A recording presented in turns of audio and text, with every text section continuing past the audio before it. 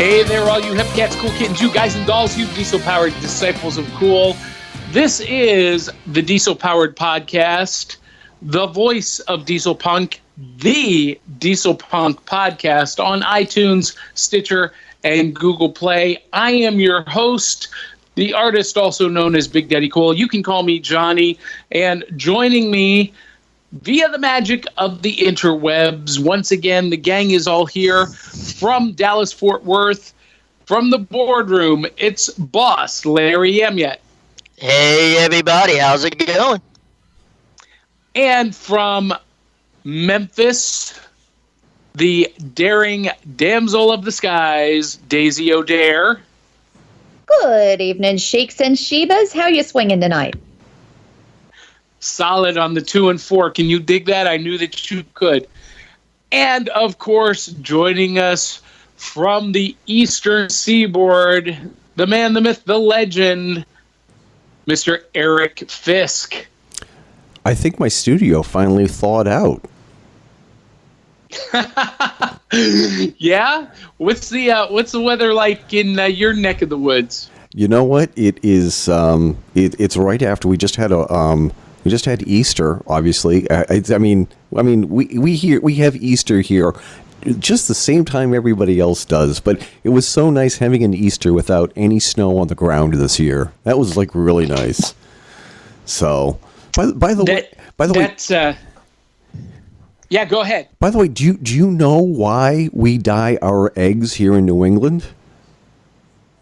So we can. I don't. Why? So we can find them in the snow after we've hidden them.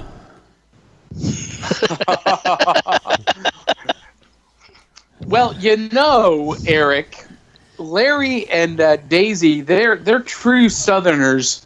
They don't really understand this whole concept of snow on the ground at Easter time. I grew up in northeastern Ohio, and it was not uncommon at all for there to still be snow on the ground at Easter. So I know what you're talking about there, brother. It's quite an experience. It's not something that it's really hard to explain to people unless they've actually experienced a white Easter. I think the worst Easter I can remember in recent memory was a couple of years ago, where we were trying to go to our relative's house, and it was coming down in ice and snow and sleet, and you had 2 feet of visibility. So of course we had to turn around, and gosh darn it, I had to go home and help the kids finish eating all of their jelly beans and chocolate. Darn. Oh. Yeah, it's a sacrifice. I know. I had to do the good thing as a dad. I had to do a good thing. Well, and the flip side of that too is that our winter snow season started in October. How many times did you go trick-or-treating as a kid with a winter coat on? All of them.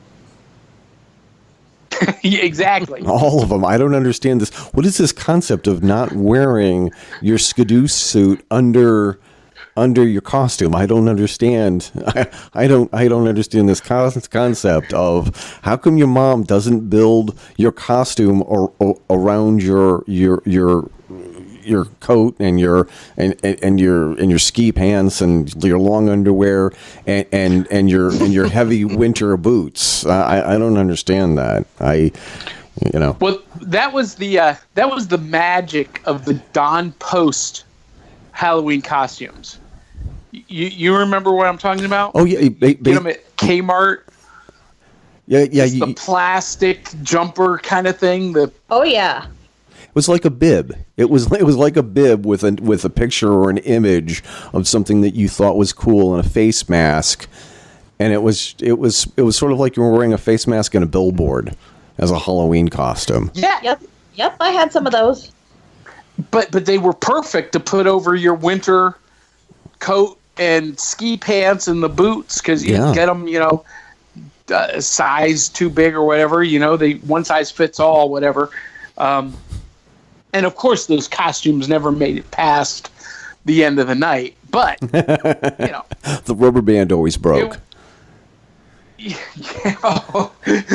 Well, I tried to take a shortcut through a thicket of bushes one time, the costume did not make it through the bushes with me.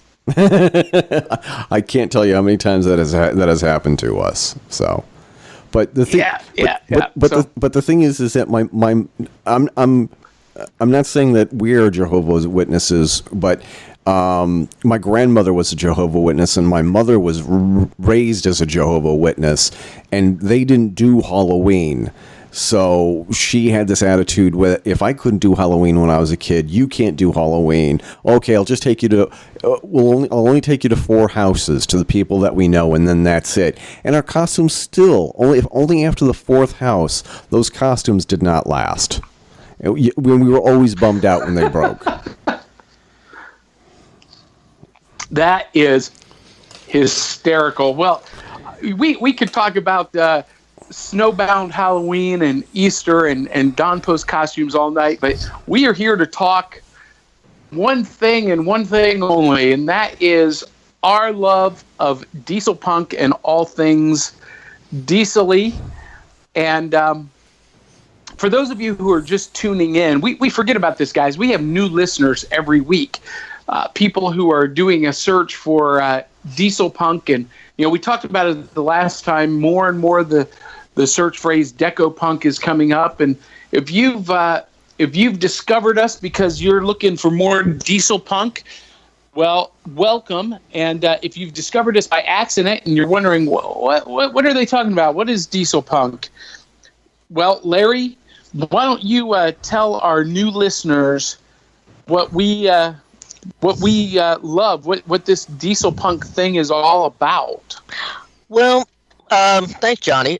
One of the more recent definitions I've seen that I really like, I got from my wife, and it's a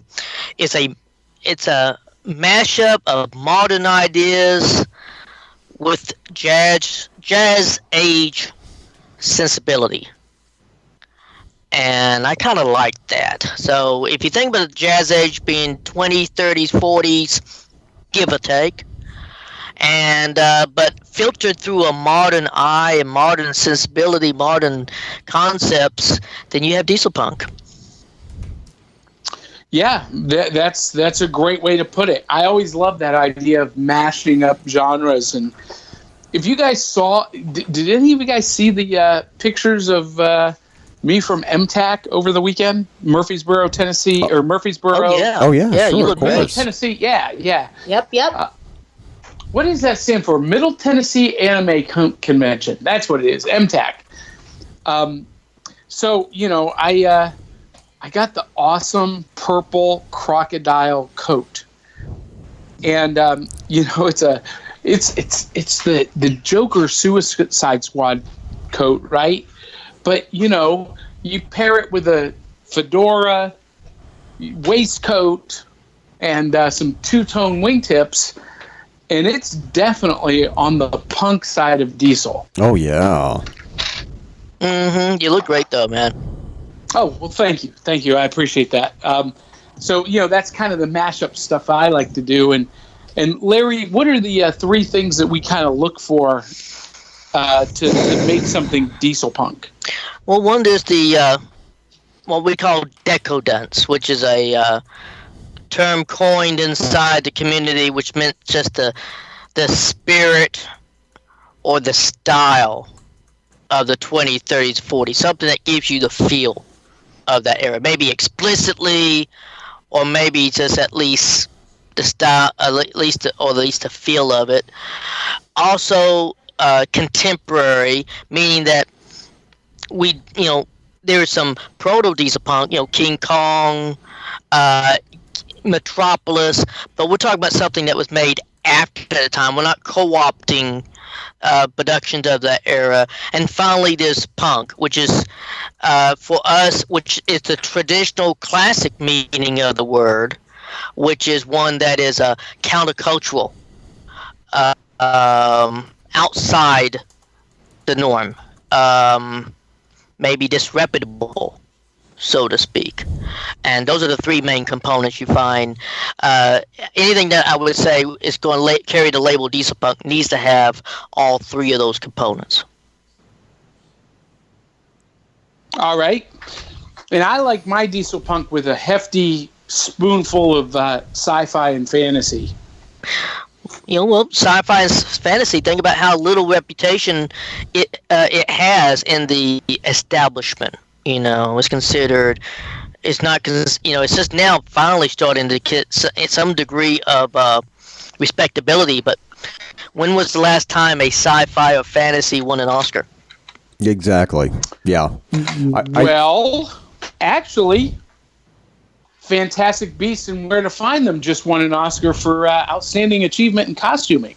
Yeah, they win. They win that. I mean, Aliens won like best sound, something like that, when it came out. But by Oscar, I mean best picture. Best picture. I mean, no, I get you. I think that I get you. Sorry, guys, I don't mean to step over you. I think that go ahead. That for a lot of us,